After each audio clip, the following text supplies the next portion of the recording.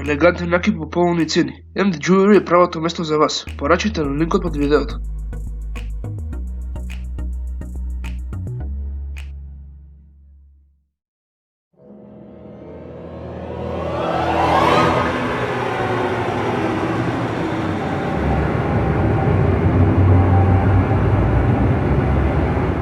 Здраво сите, добровате во последниот епизод од овој халоуински серијал.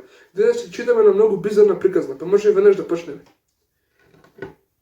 Луѓе почнаа да паѓаат од небото последниве месец дена. Тие никогаш не беа облечени, секогаш голи, секогаш со скамената насмевка на нивните лица. На почетокот беа само неколку, но потоа стотици и гадници паѓаа одеднаш, уништувајќи автомобили, домови, блокирајќи автопатиштата и слично. Беа направени чудни откритија на истражување.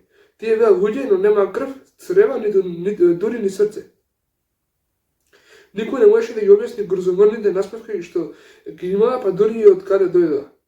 Една жена од Коста-Рика беше таа што го направи најновото и највознемирувачко откритие. Таа препознала едно од падналите тела како одавна мртва роднина кој починал кога бил тинејџер. Потоа се правеа се повеќе идентификации.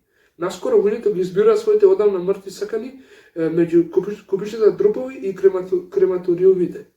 Никој не можеше да објасни зашто се враќаат паѓајќи од небото.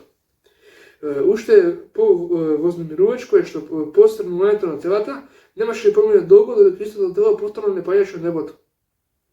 Не можеше да се ослободиме од нив без разлика на се. Луѓето што беа убиени од тела што паѓаа беа во мнозина, а набрзо по погребувањето почна да паѓаат и тие. Мајка ми беше убиена кога едно тело падна врз нејзиниот автомобил згмечувајќи ја. Следната недела вест беше објавена за тело кое паднало врз шофешерната на авионот.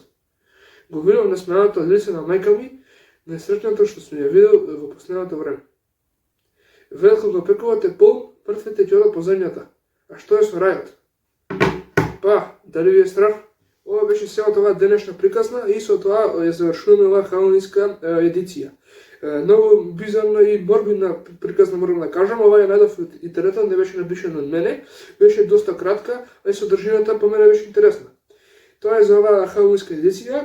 Следете на Instagram, Facebook и на YouTube за најновите новости во врска со следната сезона на Еду Скерт. До тогаш пријатно и се најдобро.